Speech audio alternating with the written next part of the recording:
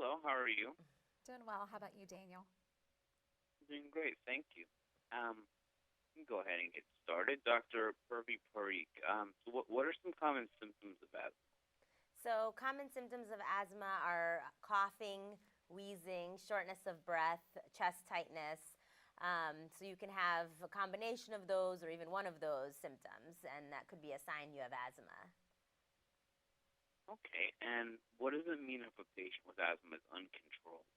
So, if they're uncontrolled, that means that they're having those symptoms that we just mentioned more than once or twice in a given week.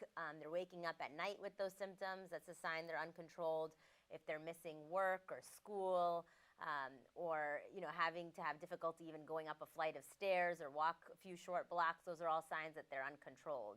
Even making one or two doctor visits or visits in a given year for their asthma is a sign that they're not well controlled. And what I mean is emergency visits.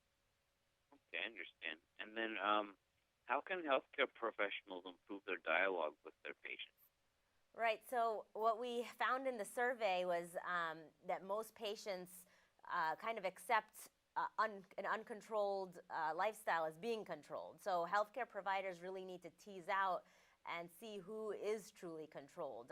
70% of patients who thought they were well controlled actually were having symptoms and limitations to their lifestyle. So as healthcare providers, we need to ask more detailed questions, to ask about those night awakenings, ask how often they're missing work, they're missing school, how often they're having their symptoms. So unfortunately, we just can't ask a general question because many people have a misperception of their control.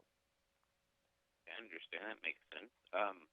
And for Tonya Winders, how do asthma symptoms affect the daily lives of patients? Well, at Allergy and Asthma Network, we literally get hundreds of calls each and every week from families, just like my own, who are explaining how asthma is impacting their daily life.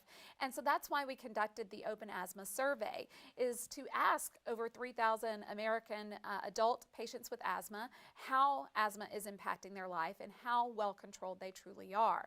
And what we found is that while they said they were well controlled, greater than 70% had daily limitations to their activities of life or had daily symptoms within the course of a week. And so again, this was the disconnect that we found through the survey results that demonstrate that patients are often just living with this thinking that it's normal when in fact it isn't. Okay, so do most patients simply accept their symptoms as part of the condition? They do. Unfortunately, patients sort of go throughout life and they are mothers, daughters, sisters, friends, husbands, and employees, and they really fail to realize how impactful this disease is on their life. And so that's one of the key reasons why we did the Open Asthma Survey, and certainly what I think you'll find is interesting as you look at the survey results at openasthma.com. Okay. And how can healthcare professionals and patients work together to bridge these gaps and address unmet needs for patients with asthma?